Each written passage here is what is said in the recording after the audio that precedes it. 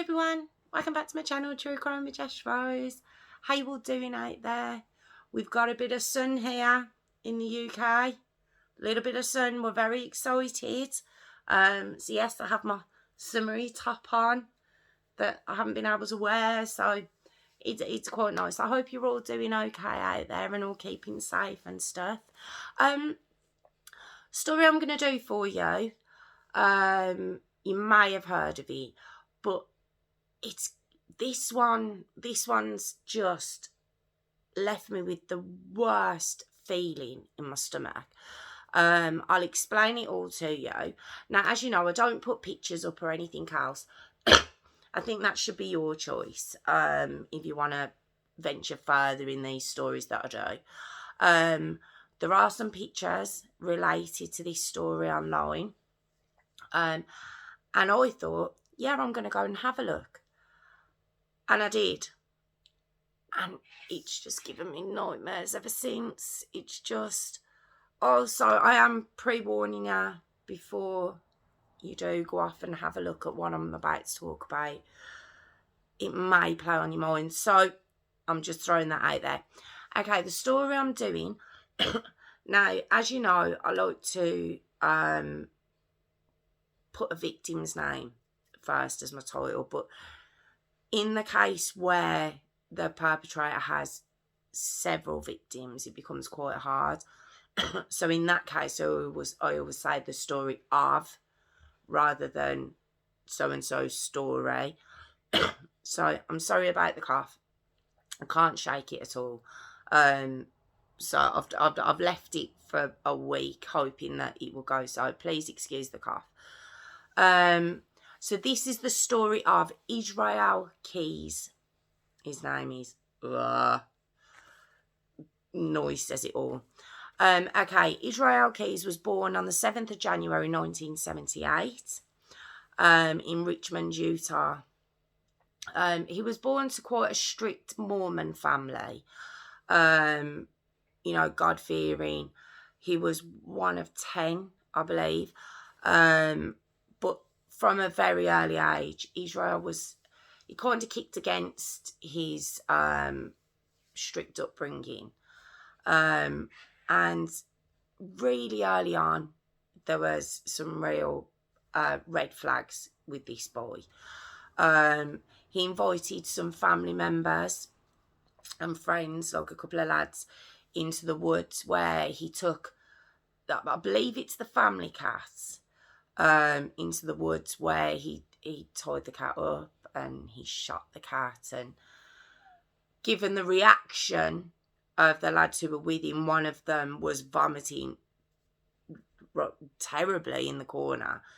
He realised very early on that what he enjoyed and thought was fun, normal people don't. You know, normal people don't normally react well to things like that. And he discovered that quite early on. So anything that he did in the future, he did it alone. And from what I can gather, this is where the two personalities come into play. And that's exactly what Israel had. To everyone else, he was quite quiet, but he was very hardworking. He was quite funny. You know, just a normal, everyday boy, teenager, man. In his teenage years, he did renounce the Christian faith. And it said it was more in favour of Satanism. Again, kept very quiet from people who knew him and stuff. He then served in the army from 1998 to 2001. In 2002, he goes on to have a little girl. But the mum, who I haven't got her name, but apparently it said that he didn't approve of her drinking. She wasn't looking after his daughter very well. His daughter's called Kimberly, I believe. He wasn't, you know, she wasn't being the mum she should have been. And he takes Kimberly, he takes her away. And he moves to Alaska and that was in 2007. He starts up his own construction business. Like I say, he was supposed to be a very hard worker, Israel was. His work was second to none. His customers were very happy with him. You know, just a normal guy. Gets a girlfriend. I believe her name's Heidi. Like I said, there's so many platforms and information I've got from this. Some mention names, some don't. So I'm just giving you what I know and what I've seen on various platforms. I'm not just throwing it out there because I've heard it once. So now we move on. So we'll leave Israel there for a second and we move on to a young girl called Samantha Koenig. And she's 18. She's such a pretty girl. She genuinely is. She worked at a coffee booth in Anchorage, Alaska. She had a boyfriend called Dwayne. She lived with her dad, who'd brought her up since the age of 2. His name was James Koenig. And she just had a nice little life. And like I say, she was really outgoing. She was so pretty. She had a lot of friends. Anchorage in Alaska, which is where she lives. Very close-knit community. A lot of people knew her from working at the coffee shop. And it's like a coffee booth. Like, if you imagine here, we get like hamburger booths and hot dogs. It just stands like one of those. And apparently in this time, there was a lot of these booths. And this is where she worked. Now, on the 1st of February 2012, Dwayne, Samantha's boyfriend, was due to pick Samantha up from the coffee booth at about 8:30. He was running late, but he turns up at 8:30 and she's not there. The booth's completely closed down and she's not there. Now, it's said that they did have a little bit of an argument earlier on over text message, but he kind of crossed his mind that she might have got her dad to pick her up. But he thought it was a bit odd, so he texted her, you know, where are you? What's going on? Apologising for the argument and stuff. No reply. So he goes round to her dad's house and he said, you know, is she here? And dad's like, no. And as they're sat at the kitchen table, a text message comes through from Samantha. And it just basically says that she's going to stay with friends for a few days. You know, quite cryptic. Very out of character for Samantha. And straight away, her dad's like, no, it can't be. Dwayne obviously mentions the argument they've had, but it's still very questionable. It's completely out of her character to do something like that. So the next morning, her dad and Dwayne still heard nothing from her, have been texting her during the night. And her dad's like, no, there's something wrong, and he phones the police. Now, back at the kiosk, the day worker who's coming for his morning, for his morning shift, notices that the kiosk hasn't been locked up. Then he noticed the till's empty. So when the police get there, and this information's passed on to them, they start to think, has she took the money and, you know, gone off? And again, from what they heard about her character, it's just so out of the ordinary for her. So the kiosk owner gets hold of the CCTV footage from the night before. And what they see, around 8 p.m, Samantha she's there and she's looking fine. And you can see this online and she's just working normal. And then you can't see who comes up to the kiosk window, but you can see Samantha talking to somebody. She turns to make a drink. She hands it back. As she does so, she kind of jumps away from the window. Again, you can't see why, you just see her reaction.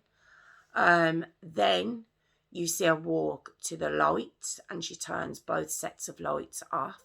So now the CCTV footage is struggling to properly see what's going on, but you can vaguely make out the person who was at the window jump through. Samantha obviously standing up. I think they see a gun at this point. And Samantha is walked out the back of the door.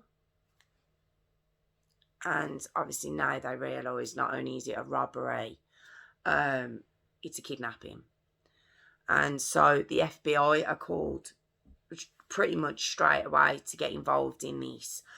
It becomes a massive story because there is no more heard from Samantha. You know, they can't get in touch with her by her phone. She's gone. They then get hold of some CCTV footage from another building, and it shows the outside of the kiosk from that night. You see a man walking up, but he's got a cap pulled down, he's got glasses on, so he's fully covered up. But they make out his truck. Only problem is, within Anchorage, Alaska, that truck, and the colour, it's a white truck, is probably one of the most popular trucks there. There's thousands of these trucks. But you see Samantha and this man come out the back. You see them get into the truck and drive off. And that's the last lead they've got for Samantha. But we get to February 24, 2012. So 3 weeks have gone by now.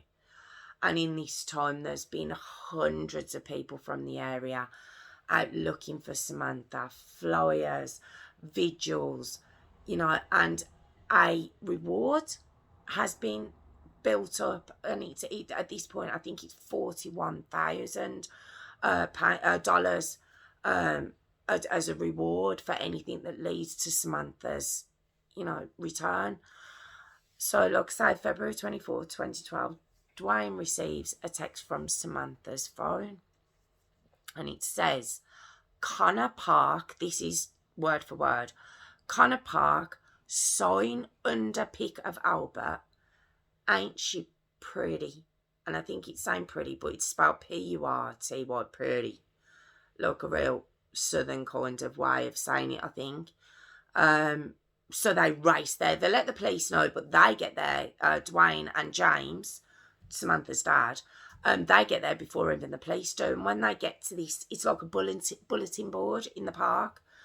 And there's, it's in a kind of Ziploc bag. And within there's a sheet of paper with a ransom note that's been typed out, a picture of a paper dated February 13th, so the week before, and Samantha. And she's kind of sat there, staring very blankly, not quite at the camera. It said her hair's braided, which is something that Samantha didn't do with her hair. But there's kind of a relief to know that she was alive a week before, and that it does seem to be a ransom, and, you know, there could be a bit of hope for her return. So what was demanded in this ransom note was $30,000. So a portion of the money that had been raised was placed into Samantha's bank account. So they waited, and over the next week, 3 times money was withdrawn within Anchorage, Alaska, at ATMs from Samantha's account. You can get a maximum of like $500 a time. So these were taken out, and the FBI had said to the bank, as soon as any activity on this account is done, we need to know as soon as possible. So as soon as that money, that PIN number was put in, the FBI were alerted, but every time they missed him by minutes. And the CCTV footage around the ATM, although it showed this man, he always was fully covered. There was no way of making out his face whatsoever. You do see it online. There's no way of making out who this is. But then on March 7th, money starts to be taken out of Samantha's account, but around America. First in Arizona, then New Mexico, and then Texas. But in the Texas footage, they spot a white Ford Focus that the man gets into. So it's not a truck anymore, it's a white Ford Focus. And so because it had only just happened, they send out like a bolo, I think it's called, to be on the lookout for this white Ford Focus. So a patrolman who's heard this happens to spot a car that, you know, is what's being put out there, a white Ford Focus, and he waits for a gentleman to come out, which he does, and it's a man in his 30s, gets into the car, and obviously he needs a reason to pull him over. So he's got kind of his gauge where you can tell speed, like a speedometer, I think. And he's got that, and he spots that the driver goes 2 miles over the speed limit. There we go, gives him a reason to pull him over. So he pulls him over, asks for his driving licence, says the man's very calm, and when he looks at the driving licence, it is Israel Keys driving licence. And it says he's from Alaska, obviously where Samantha went missing from. So they search the car. Apparently Texas, the laws are a little bit different, so you can search a car if you believe something's going on in there. So they did that, and nothing in the main car, but in the boot there was a gun, there was a ski mask, there was Samantha's bank card and Samantha's phone. He's arrested straight away. So he's brought in to the police station in Texas first, and he denies it straight away. He says he was given the bank card, you know, so the most they can hold him on at the moment is accepting stolen goods or something along those lines. But eventually he kind of knows he's done. He doesn't really argue it too much, and he just basically says to them, I think by this point he's been brought back to Anchorage, Alaska, I think, when he starts making his demands. And he demands an Americano coffee, a Snickers bar, and a cigar. The police, they want to know, is Samantha okay? He's obviously got her stuff. He knows something. So they oblige, and they, you know, give him what he wants. And the interrogation starts. Now, the details that Israel gave to the detectives apparently is so heinous and upsetting and disturbing that the full transcripts have never been released. Now, if you go online, you can see parts of his interrogation. Quite long, some of them. But it says that it's not all the details that he gave during these weeks of interrogation with the police. And he tells them what happened when he took Samantha from the kiosk. He says that when he pulled up, he originally was just going to rob the kiosk. And when he seen Samantha, took a look at her, liked the look of her. And when he drew the gun on her and told her to take money out of the till, which is what he was saying that we couldn't see, he realised how compliant she was. And he just decided, I'm going to take her. Just like that.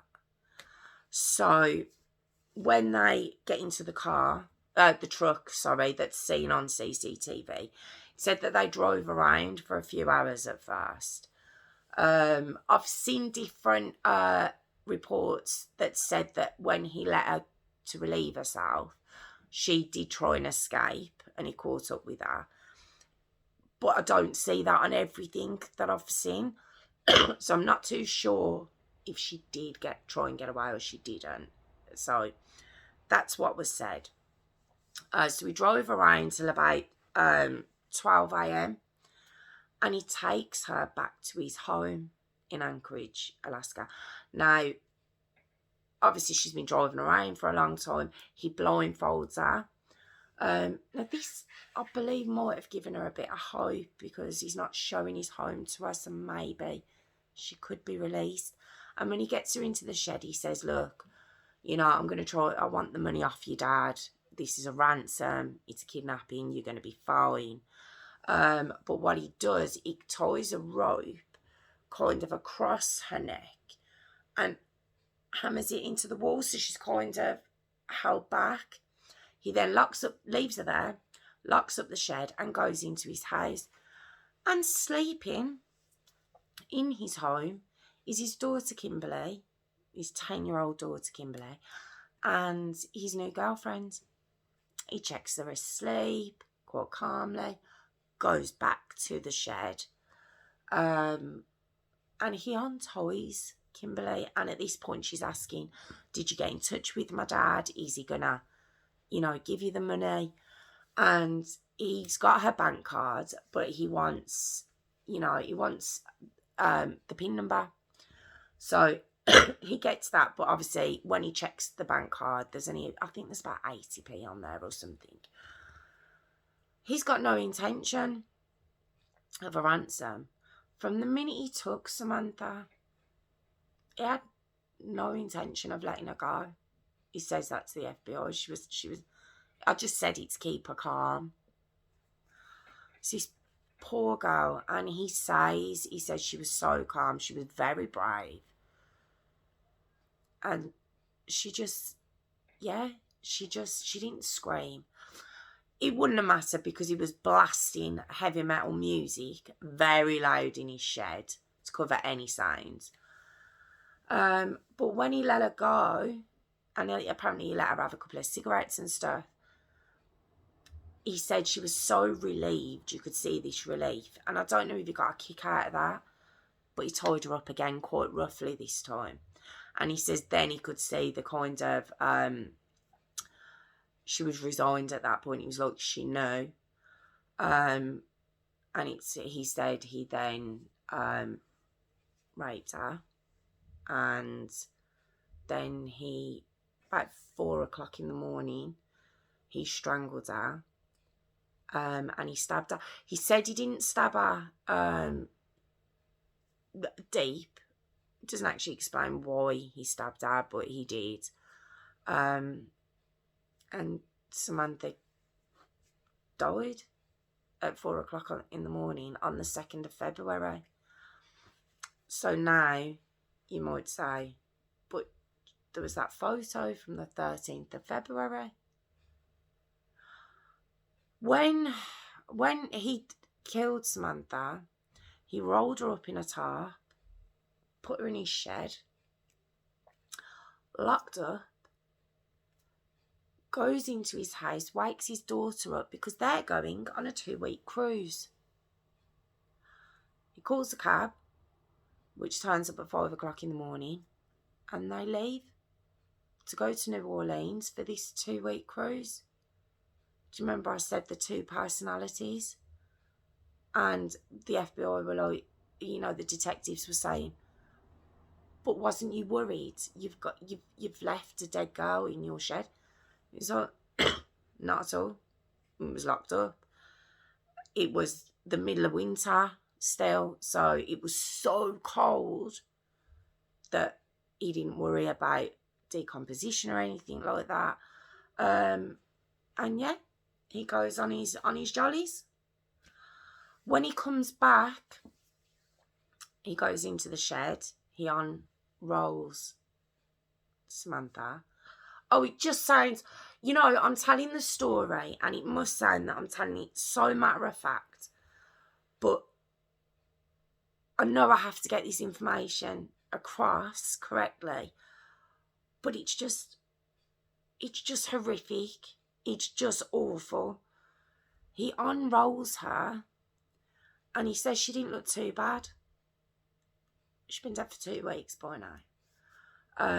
So he gets some makeup and he does her face.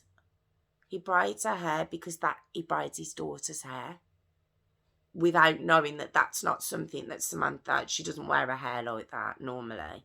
He braids her hair, but he said she still didn't look alive.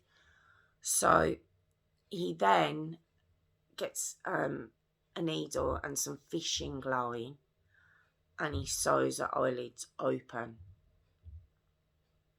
And the photo I was talking about in the ransom note, which you can see online, she's been dead for 2 weeks in that picture. Oh, I mean, I can't even imagine the family, the poor family, once they realised that. So that's what he did, sent the ransom. And so then once he'd took the pictures he needed to take, he dismembered Samantha and he goes out to like a fishing pool, lake that was frozen, so you get a lot of frozen fishermen. He goes out, he digs up a hole and he drops Samantha in, and it's said that once he put Samantha in the water under the ice, he then decided to do a bit of fishing and took the fish home and cooked them and ate them with his daughter. I mean, and when he's telling this story, he's giggling. He giggles a lot in the interviews. I mean, he has normal conversations with the police as well. It's such a disturbing interview. You know, I've seen other serial killers and their interviews, and you would not know if you passed them on the street. But this guy, he's 34. He's because I know what he's done. It's hard to say that he's a normal looking guy. Let's just say that. But what he says to the police is he wants the death penalty, basically. And in Alaska, there is no death penalty. But under federal charges, it can be overridden, I believe. And he wants that. And he says, they obviously, after hearing about Samantha, they realise they've got a serial killer on their hands. This man's done this before. And basically, Israel Keys, for the past 14 years, had been committing murders around America. And the reason the FBI and state police and everything else had such trouble solving these murders is because he didn't go in the route of any other serial killer they'd come across. There'd be no motive. There'd be no relationship to the victim. The victims themselves were not similar in any way. Like Ted Bundy liked attractive young girls. You know, they normally have a type of person that they go after. Israel Keys didn't. He said, and to get the death penalty, what they said you're going to have to give us more. We can't just take your word for it that there are other victims out there. So he mentions the last name Courier, and there's a couple in Vermont that had been taken 8 months beforehand, and the house, you know, it had showed someone had broken into their home, but there was no leads, there was nothing. They couldn't. This couple had just disappeared, very like Samantha. And he explained that he'd broken into the home. He always said that the homes he broke into, he didn't want kids or dogs. He stayed away from kids. It's said because of him having his own daughter, and dogs because of the noise they make. So he knew what he'd look for when he'd break into a home. He broke in, he tied them up. He then took them in their own car out to like an abandoned barn. He took them there. He excuse me. Excuse me. There we go. He assaulted the wife. He murdered them both. He said he left them in the basement. When the FBI went to this property, it had been demolished. So the whole house had been demolished and everything within it had been sent to the tip. Like this huge landfill where they spent weeks of, manpower and everything else looking for this couple who they never found. But they did send cadaver dogs into the space. You can see online, it's like all that's left of this building is like a hole in the floor kind of thing in the ground. And they sent a cadaver dog into that space, and he started barking straight away to point out that there would have been death around that area. So far that was 3. He named a 4th, a lady in New Jersey. Now there is a picture of her online, but again, they couldn't connect it. He was so good at not leaving evidence that they struggled to tie him to these murders. But with him half admitting it, even though he felt he was kind of losing control of the situation, because it was all about control with Israel Keys, he started to get really impatient. He wanted the death penalty. He didn't want this drawn out. He certainly didn't want life in prison. And it said that they could link him to 4 murders with a possibility of another 11, 15 people. But they never would get the opportunity to prove it or get justice for these people, because on December 2nd, 2012, 10 months after kidnapping Samantha, Israel Keys killed himself in his cell. Now, it's said they don't know how he got hold of the razor, but he cut his wrists. Another thing says there was strangulation involved as well, but the majority of information I've gotten, it says that he slit his wrists and he bled out. And all that was left was a suicide note that was kind of a poem to himself. It was like a serial killer's poem, made no sense, didn't give anything away about his victims. And he drew a picture of 11 skulls. So 11. Sorry. It's 11 in total. I'm sorry about that. 4 that they can link to him, and 7 that they think is possible. I'm sorry about that. 11 total. Yeah. So there'll never be. It just left me so empty, this story has. There's no justice for the family, any of the families, because there's no connection between any of the victims. They're all around America. Oh, and you know how he managed to get to the different parts of America with these things to be able to commit these murders?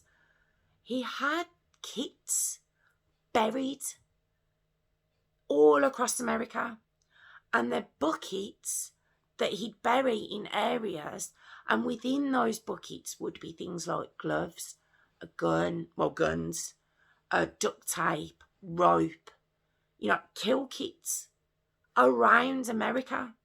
And he would literally just see somebody, doesn't matter their colour, their sex, their height, their weight.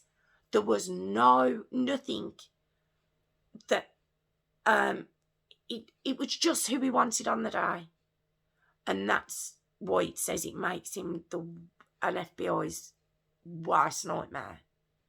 Because there was no linking these victims, whether it by the place they lived, relationships, the type of person they were. It didn't matter. It was just, and on top of that, he used to rob banks after he'd killed somebody. It was like a celebration, and he got away with that as well. This guy, and apparently this went on for 14 years before he killed himself in 2012. On my personal thought, he didn't want his name linked to these murders. He says, I will give you the names, but I don't want my name linked to it publicly. Now, obviously, he gave Samantha, and that was a public thing, so he knew he was going to come out about that. But when he gave the Courier couple, it was leaked to the press. His name was attached to it. So it's saying, he's a serial killer. There's 3 murders now. His biggest fear was that his daughter wouldn't get to live a normal life. With her dad being this serial killer and linked to all these murders. He didn't want his name. So when this happened and his name was put to this couple, it closed up. And I think is that because that control was taken away from him, is that why he didn't come forward with the rest of the names? Is there another 7 victims that he's responsible for? We will never know. There's so many questions left. But it's just such an upsetting story. And thinking about these poor victims, and poor Samantha, 18 years old. And she didn't fight. She thought she was doing the best thing by, maybe, he said she was talking to him. Maybe she was trying to get a bit, the human side of him, which he obviously had. But he genuinely had 2 sides of his personality that he could separate quite happily. And it does say that in a nature versus nurture thing, was he born evil? It said that this was definite nature. He was born to kill. This was who he was. It's who he always was. He could lead a perfectly normal life. Relationship, child, business, friendship group. He had this whole life on this side. And then on this side, when it would just come over him, he would just kill somebody. Because it was an urge that he couldn't control. Which is so frightening. It's so frightening that there's people out there that are capable of just killing somebody just because they feel like it on the day. Just because you're the unlucky one. Now, like I say, the picture of Samantha is online. It's kind of a black and white picture. There's a picture of a blonde lady, which is the lady from New Jersey as well. And the Courier couple. But I will warn you, because you know that Samantha isn't alive in that photo, it does leave you so cold. It's like it gives you such a cold feeling when you look at it. So I will pre-warn you. Don't look at it. Don't do it. But it's on there if you want to have a look.